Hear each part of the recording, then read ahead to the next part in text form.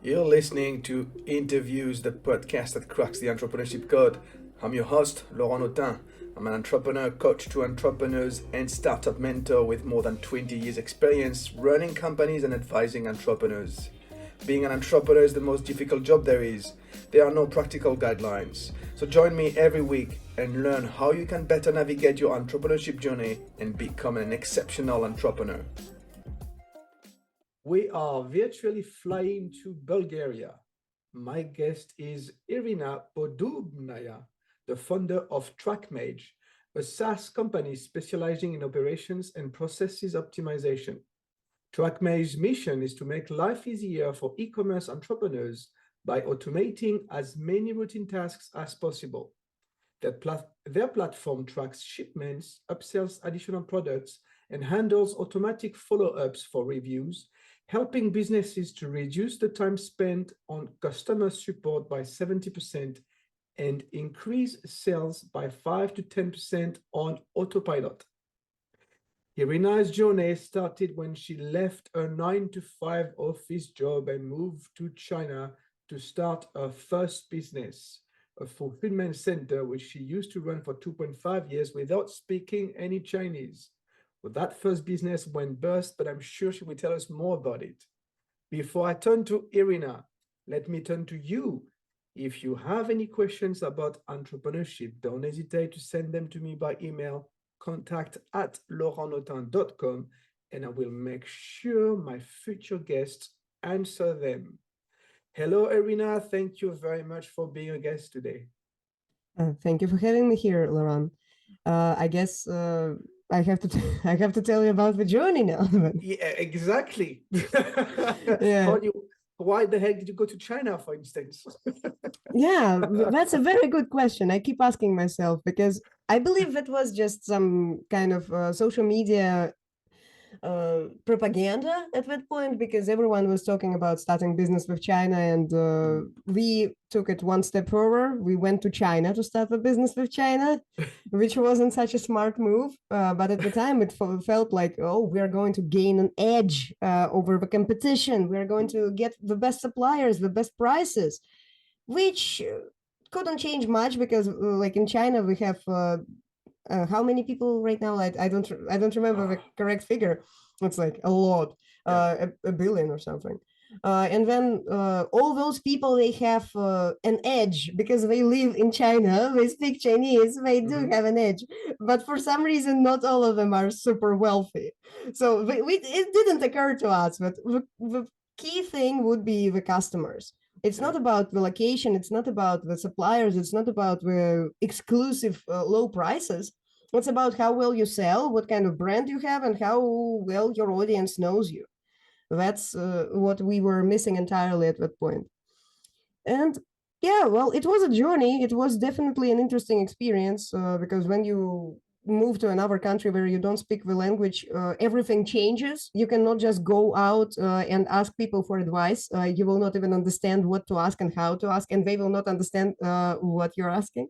Yeah. And then, yeah, and doing business, you can imagine, like doing business without the ability to speak to people you're doing business with. That's I like, imagine very well, yes. yeah, it's almost like being mute in your own country because, like, again, like mute and deaf. That's exactly what it is to But do. this is crazy because you had a 9-to-5 job and Yeah. you left to become an entrepreneur, but you make it, being an entrepreneur is already super hard, but Yes. you had it like one layer of difficulty on top Yes, of it. it's almost like starting a game that you have never played and then putting it on like extra hard pro mode. That's what I did when I moved to China, and that's exactly what. But still, we decently survived. We Yeah. not only survived, we found our customers and we served them to the best of our ability. We were like at the end of the journey, we had a fulfillment center and around 100 customers all over the world who were buying supplies from us. They were retailers in their own country, and we were a wholesaler for them. So we helped them with buying products from China. So that's what we became. But at that point, that was like it was very hard business to be in because I had to do everything myself. So the person in the warehouse, that was me. The person who was checking inventory, that was me. The person who was replying to customer support requests, that was me. The person who was buying the inventory, that was me. Like everything was me. And it was really, really challenging. Still, we had the power of automation on our side. So we were developing our own system that helped with automating the purchasing process, the fulfillment, then the follow-up with customers, and all that stuff after we left China became totally useless. Because when we were no longer in China, how can we even operate? It wasn't a possibility to hire somebody reliable because I guess we just couldn't find the right partner in China who could be reliable and whom we could trust. And so at that point, we just said who cares? We're not going to do this anyway. And we moved back to Bulgaria. And what we were left with was a very robust system that helped me automate the process, that helped me actually just do everything that was needed without hiring 10 people to do all those operations. So, and what we did, we just ported that system and made it into a software as a service. That's the company that we're running currently. It's called TrackMage. Original name was TrackMagic, but trackmagic.com was taken. So we reiterated and then said TrackMage. Okay. I don't know, if we're going to change the name at some point, it might be a possibility because even native speakers would struggle with pronouncing the name TrackMage. It's still it's still related to magic, but not a lot of people mage. Is it Magento? No, it's not Magento. So TrackMage would not exist without China. Yes, of course. And TrackMage actually, the idea to start the software as a service business, it didn't come immediately after the previous business ended. It wasn't okay, yeah, so we just got out of China, we barely got all the belongings, and we are tired, we don't have any money, and then we start a software as a service company. That didn't happen like that. We spent around 4 years freelancing and doing some consulting, automation for businesses, agency work, so all that. And only then, in 4 years, when we accumulated a lot more knowledge, a lot more understanding and money, we were able to relaunch the idea to just take everything we had and start serving the former us. Basically, the former entrepreneur who has all those troubles with fulfillment, with shipment tracking, with customer support, and they are just overwhelmed with the response. That's the kind of entrepreneur we're serving.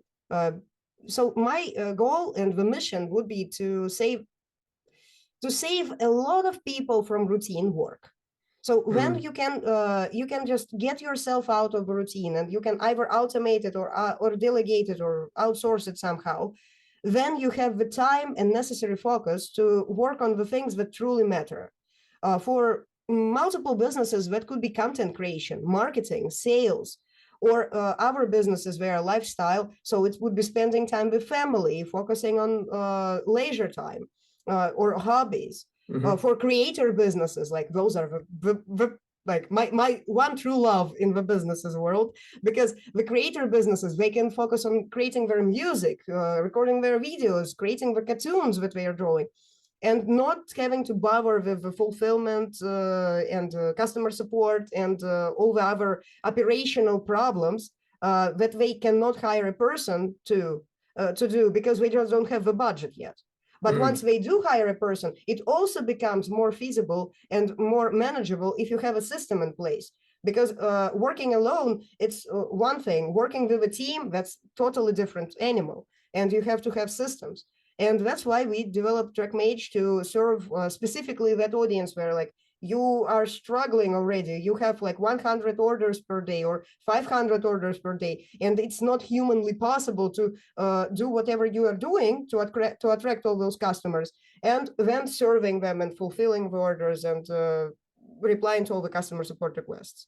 Why did you leave your 9-to-5 job?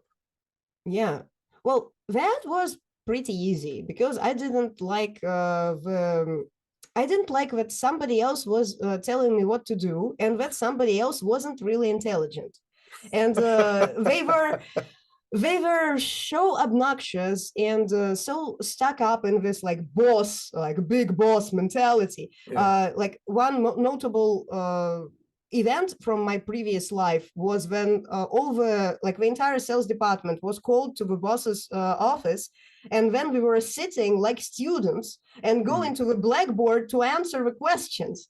Like, Really? what kind of nonsense was that? Wow. Yes. And again, it wasn't the highlight of my life to sell frozen berries in bulk in containers. It wasn't the most fulfilling job. The most interesting experiences I had in the refrigerators, because I visited the storage facilities and the warehouses, and I actually looked at those conditions, how like those pallets and everything was stored. And then I actually even I even traveled with one of the trucks at some point through the customs, because I was like, I had all the documentation. I had to help them with custom clearance, but it was such an interesting experience that probably every other truck driver actually has. So, but for me, Yeah. it was a very notable experience. Right. But you could have gone to, find another 9 to 5 job, but instead Yes, you decided to become an entrepreneur. Why? yes. It was a long process. It was long term, just like kind of brewing inside. Because ever since I learned how to read, I started reading business books, the magic of sales, NLP, some stuff like Think and Grow Rich, and all those other books. They actually shaped my mentality. And I was reading those books as fairy tales. When we were talking about like those speakers from the stage, somebody who is flying across the world to give speeches, somebody who is selling books, or those business consultants, that looked like a dream life to me. Until I became one. Because yeah. And then what? You were like, oh no, Yeah. that is not a dream. Again, with remote work, all this jazz with just flying to the customer premises, that's no longer needed. That's how I became a consultant with even like Microsoft funded startups, with like high ticket enterprise companies. They are like, I'm just here on Zoom. Like I don't feel that I'm doing the same thing as what I read in those books, but still it's very notable. And I have the experience, and I have the ability to help those companies to organize their processes and really be efficient. So that's what kind of throws me off, because yes, I kind of do what I wanted in life, but I kind of miss all those exciting other things, like going to conferences, flying around, traveling, and COVID also helped with that. No thanks to that. So I have the impression you're talking about freedom, like the fact that, today you're an entrepreneur enables you to be free and do kind of the things that you want to do. Is that what you're saying? Yes, freedom is freedom is the cornerstone of everything that I do. Right. If that's the credo, that's something that is the very core of my beliefs. If I'm asked about values, freedom comes as the first thing, then comes everything else. But freedom is important. And in a lot of cases, I notice that people, they just give up their own freedom. They're not forced to work on their 9 to 5. They are not forced to abide the rules or do what they are asked to do. But when they still do it out of inertia, out of the fear that if they step out of their comfort zone, something bad is going to happen. They are not going to fulfill their dreams. Instead, they're just going to fail, starve, and die. Yeah. That's what is holding back a lot of people. And I do believe strongly that once we are able to shatter that belief, that once I start doing whatever I actually want, everything is going to go to the abyss. Like, it's not that. yes, you are going to struggle. Yes, at first it's going to be uncomfortable. Yes, at first you are not going to understand what exactly to do. It's almost like those tigers that were raised in captivity, and when they are let go to a wilderness and they have no idea what to do. So this is probably very similar. But with that said, we are humans. We have support groups, we have coaching, we have books, we have a lot of information. We have even AI right now to help with those menial tasks that you have no idea how to do. But we are way better off than that poor tiger. The tiger doesn't have any support systems. So once the person decides to go like this, like full-blown entrepreneurial journey, I would say that it's a good idea if you know what you're doing. so first learn what you need to be doing. So learn something that works, even experiment. Like the best piece of advice would be to not let go of your 9 to 5 until you actually have enough money to last long enough. It's not something that you should do out of a whim. So at some point we just decide like, okay, that's enough. I don't want to work here anymore, and I don't want to work for anybody else. I just want to work for myself. And when you're left without any funds to pay your bills every month in and every day in and day out, and when you are left with those limited choices, because the less money you have, the less you can do with all the paid tools or people that you can hire.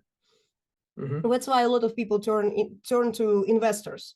So they go and seek funding to just last long enough so that they can implement their idea, to see how it flourishes, to learn everything without risking their own money. Any other pieces of advice, like practical advice, like the one you just gave? Okay, so the first one would be definitely don't invest into inventory, don't invest into something that you are not sure you're going to be able to sell. Another thing would be to not try to invest in something like a fancy design, a logo, or all those frills and I don't know, those glittering objects that every agency or every marketer out there is telling you to buy. You don't have to have a good logo. You don't have to have a fancy website set up with the latest technology. You don't have to have an IT team originally. Because if you want to start your own business, the best would be to start with something small, something that is manageable and that you can do yourself, like social media, for example. You can start a Twitter account and start posting about a specific topic, engage with the audience, then launch a product that that audience wants. You don't have to start from scratch. You don't have to start from that unfortunate point where we found ourselves in China. When I moved to China, I didn't have any customers at that point. And it almost kind of felt like we were jumping off a cliff, and while we were falling, we were trying to assemble a plane. Not a very good situation to be in. Well, a lot of startups are in the same situation. That's a good analogy. So when I'm totally on the same page with Gary Vaynerchuk when he's talking about not letting go of your primary source of income until you have a very solid side hustles kind of source of income. It's not about just going all in and then dying. It's about lasting long enough so that it catches on, so that it starts going up and that the sales are there. It's all about lasting long enough. Because that's one of the truths that not a lot of gurus and marketers tell us about, that most of the time startups, they are struggling when they are starting, because you have no idea what kind of attraction method or what kind of distribution channel is going to work for you. You're constantly in this experimental phase, and you have to iterate, fail forward, and not lose enthusiasm in the process. That's the most important thing. You have to fail forward, you have to persevere, you have to be persistent, and then you're going to have some success in the end. And don't forget that in a startup world, you can pivot at any point. it doesn't have to be your original idea that's going to succeed. You can just change the idea, tweak it somehow, and then you're going to have success. It's not about just being stubborn and saying like, okay, if I say 100 times that you buy this product, you're going to buy it. Yeah. In your case, you're talking about not losing your enthusiasm. I like to talk about grit. Yes. In your case, you went to China, you hit a wall, but you did not give up. Where did you find that energy? Well, I would say that we didn't hit a wall. We actually hit the rock bottom. That was the thing. When we were trying everything possible with that startup, we didn't know about a lot of opportunities. We were stubborn in our own ways that we are doing the right thing. Everyone else doesn't know what we're doing. So and what it led to was literally just we explored every possibility with that specific business model. And we understood that it's not scalable without investing heavily into workforce or scaling the warehouse or then scaling the marketing and actually the other way around. So we needed to figure out the marketing first and then scale the operations to support it. But still, even just with those 100 customers that we had at that point, it was unbearably high workload. We were 100% immersed in the operations to just serve those 100 customers, but we barely survived on what the income that brought in. I mean, we barely survived after paying for the apartment, for the electricity, for the internet, for the warehouse, and then for inventory itself. So it was just literally like even. We were breaking even. Yeah. And at some point, one of our biggest customers just stopped buying. They just went out of business, and we went out of business next to them, just because we didn't have enough income to sustain what we had. And yeah, so why didn't we lose enthusiasm? Yeah, I just believe that we did, but after some time we recovered. Like for those 4 years when we were freelancing and doing consulting work and IT development work, we just regained the confidence back because we understood that there is something that we're good at. Instead of that our business where a lot relied on the product that the suppliers provided, the logistic company delivering on time, I guess the no fluctuations in the customer sales, like the sales. Have you ever thought about going back to a 9-to-5 office job? Why would I? What would be the benefit of that? I don't know. Well, like you're asking, you should know why you're asking that question. No, but I often say that after hundreds of interviews with entrepreneurs like yourself, I believe like entrepreneurship is a calling, and it's like it's part of you. It's like a virus, but a good virus. You know that's in you, and I think what some people die from the viruses. Like. That is one of but some people die.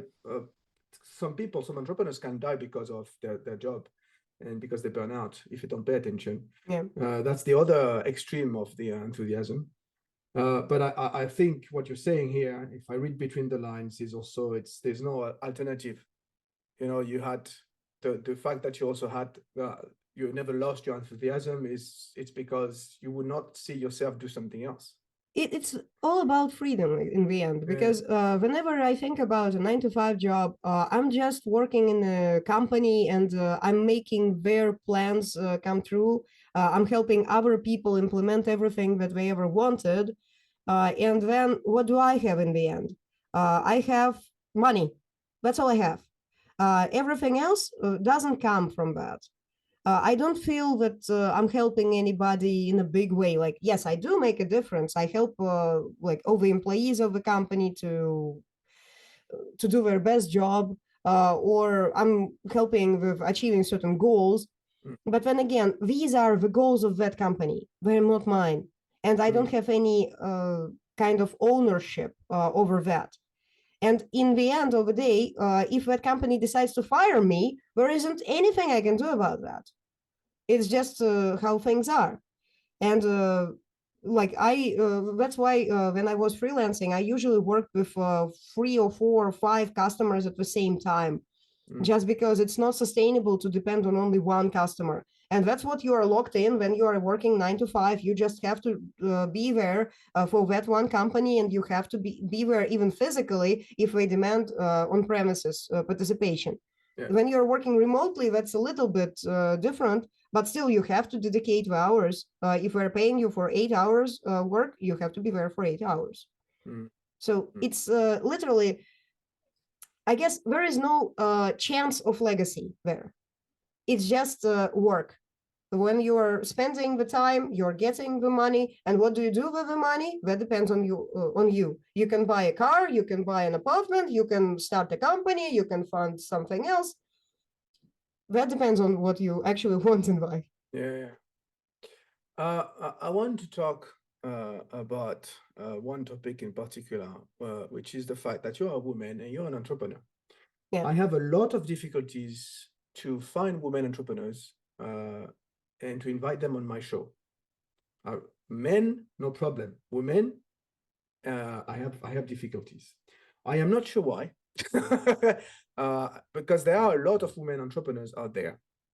But also, I believe also they are struggling a bit more than men. Well, would you have anything to tell them in particular?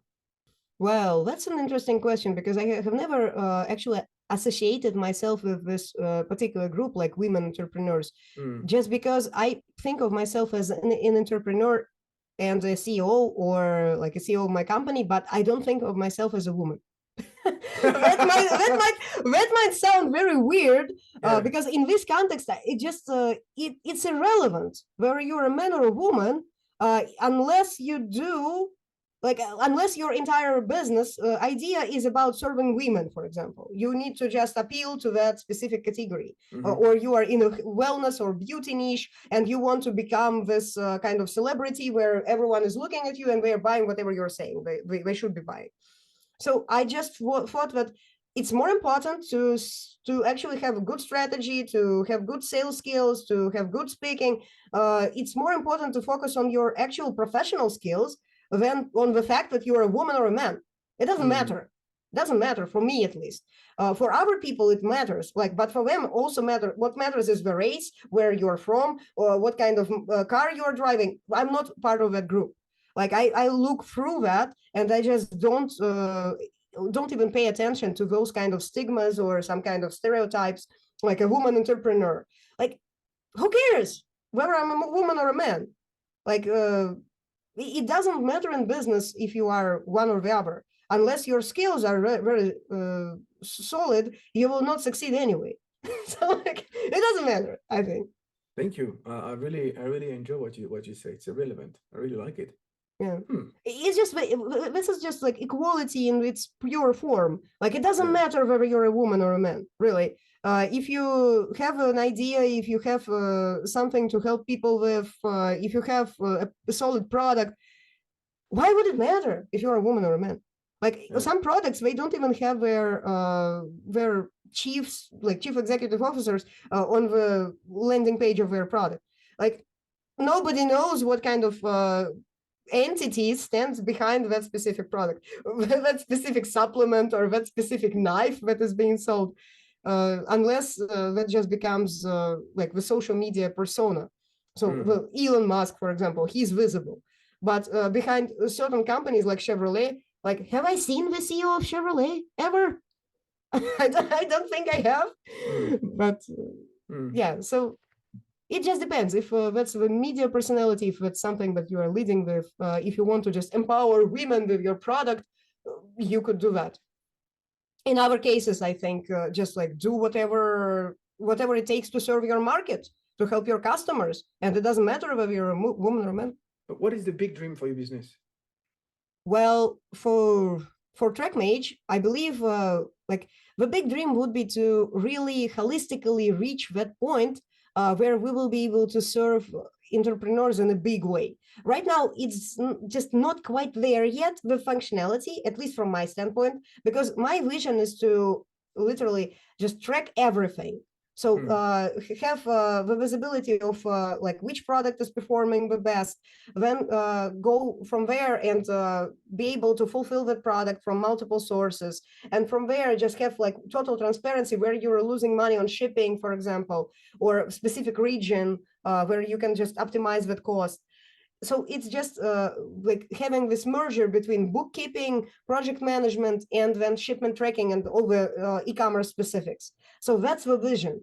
But then again, this company, like what we have already, we are able to serve and we're able to like solve a lot of major problems. So my current mission and my current goal would be to serve as many entrepreneurs as possible. So let's say 1 million entrepreneurs to like get them out of the routine operations and elevate them and empower them to do the things that truly matter. So that's the idea of this business, because I remember how I struggled in China, how I was always like just like every time we got a big order, I was just like mentally sighing, like, come on, now I just have to fulfill those 100 boxes. And just I need to package that, I need to track that, I need to ship it to the company, like to, I mean, the logistics company, and all that stuff that really, it was draining, because I understood that when I made a sale, I made money. When I was fulfilling it, I was losing money, like literally, like it felt like that.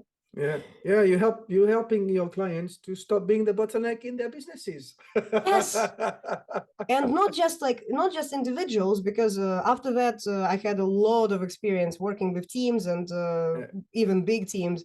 So TrackMage is optimized to get everyone on the same page, essentially, like all your customer support people, warehouse people, all your fulfillment agents, like everyone should be on the same page, and literally on the same page. That's what I mean. Like when you log into TrackMage, you can just see the same dashboard and everyone is going to be seeing the same shipments. There is a degree of control over that, because, for example, if you have a supplier from China, let's call them the supplier X, you can create a workspace and put them there, and you will see all the shipments, everything in that workspace. But when your warehouse manager, they will see all the suppliers' workspaces, for example. And then they will be able to track, like, this shipment is coming from the supplier X, this is the supplier Z, this is the supplier Y, and then it just all becomes more manageable and transparent. And the best part would be that there is a lot of automation to even help with tracking the problems in your business. Something like a delayed shipment. So let's say the supplier said that they are going to ship on 21st of November, and then there is the 21st of November, nothing was shipped. Then you have the ability to just see it up like right away, without having to wait until your customer who ordered, for example, this product 2 weeks ago, they're going to reach out to support and ask, like, where's my stuff?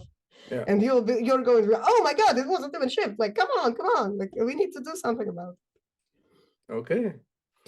I have 2 more questions for you. The first one is, what is the one recommendation, practical recommendation you would give to entrepreneurs or wannabe entrepreneurs? I think I'm just going to reiterate and go back to our previous conversation where we were talking about, like, don't let go of your 9 to 5 before you have a sustainable income from your actual business. That's one. If you want to go all in, take funding, because otherwise you will not last long enough for the business to take off. Educate yourself as much as possible with marketing, sales, and all the stuff that, for example, software developers don't like to do. They just think that, like, oh, if I build it, they will come. That era, it died, kind of like in the current world. We have to be visible first, and then we build the product for the people who actually follow us or the people who want to buy the product. If we do it the other way around, there is a lot of room for failure. So basically, start selling first, then build, or start just creating some kind of idea and some information around that idea to test the market. After that, build, if you actually see that there is a need for this product. Because otherwise, you will be just spinning the wheels. You will be working on a product that nobody wants on the market. And it's a common mistake. A lot of startup funders do, still do, actually. Okay, last question. How can people contact you? My favorite social media would be LinkedIn. People can find me on LinkedIn, just typing my unpronounceable surname there. So it's Irina Poddubnaiar. That would be it. And you can find us on all our social media by typing TrackMage. So TrackMage is a software as a service, and you can visit us at trackmage.com. So if you have a Shopify store or WooCommerce store or any other system like ClickFunnels, TrackMage is a good system to have in your stack. So basically what you can get is you can get extra sales from existing customers without hiring more staff or spending more money on ads. So that's what you can get. But then again, the vision for the tool is much bigger. You can optimize your processes, you can get your logistics and operations and customer support on the same page, and you have all the fancy wholesale tracking functionality where you can track all the shipments on the same page as well. So it's like transparency and optimization for the businesses that are a little bit bigger than just the startups where you are just testing the demand or something like that. Amazing. Thank you very much, Irina, for your time today. Thank you, Lauren. And thank you for listening. If you like this show, I need your help to get this podcast to grow and inspire more entrepreneurs or wannabe entrepreneurs. One thing you can do is to leave a review on Apple Podcast or on Podchaser. Thank you and see you next time. Bye for now.